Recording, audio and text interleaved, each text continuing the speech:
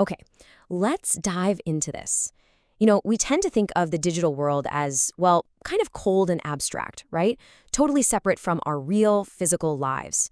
But what if I told you that the very act of creating digital money could literally keep you warm on a freezing winter night?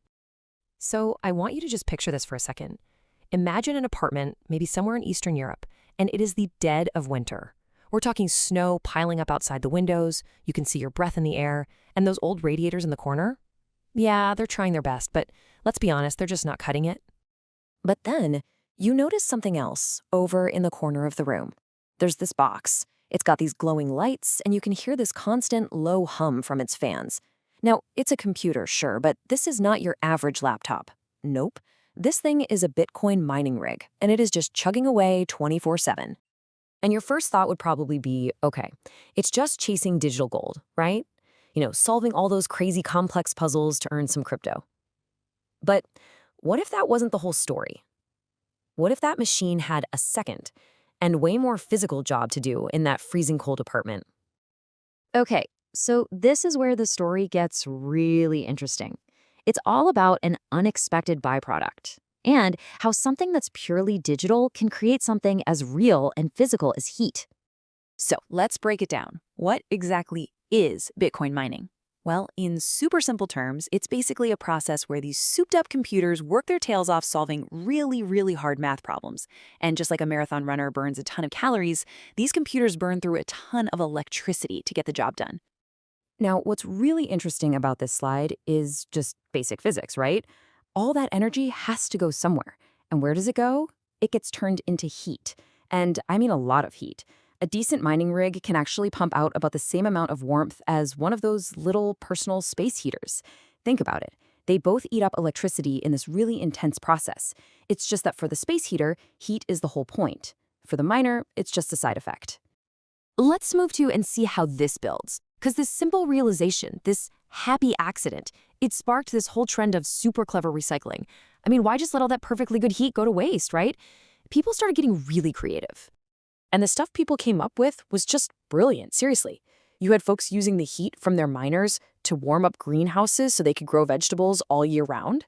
Others were keeping their tropical fish tanks at the perfect temperature, or even making sure their chicken coops stayed nice and cozy during the winter. Some real DIY champs even figured out how to pipe that heat straight into their home's hot water system. And yeah, back to our freezing apartment, that miner could 100% be the main source of heat. Okay, but let's not get ahead of ourselves. This whole DIY setup, it wasn't exactly a perfect fairy tale. Turns out there was a very real cost to all this free heat, and it came with some pretty big downsides. First off, these things are loud. I'm talking a constant, high-pitched humming from those powerful fans running in your living room 24/7. Not exactly peaceful. And then there's the electricity. Yeah, they were pumping out heat, but they were also just guzzling electricity like there's no tomorrow.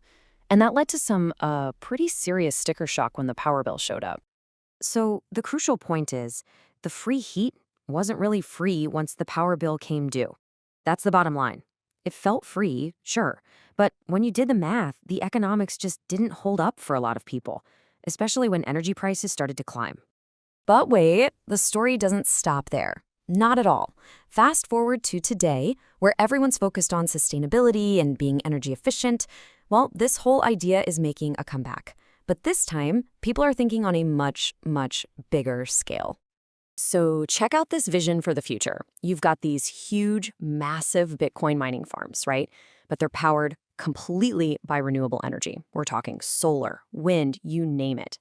Then we capture all that waste heat they're kicking out, which is an insane amount, by the way. And instead of just letting it vanish into the air, we pipe it into district heating systems. We could literally be using this recycled energy to warm entire cities, neighborhoods, even giant farms. And I think this just beautifully captures the poetry of the whole thing.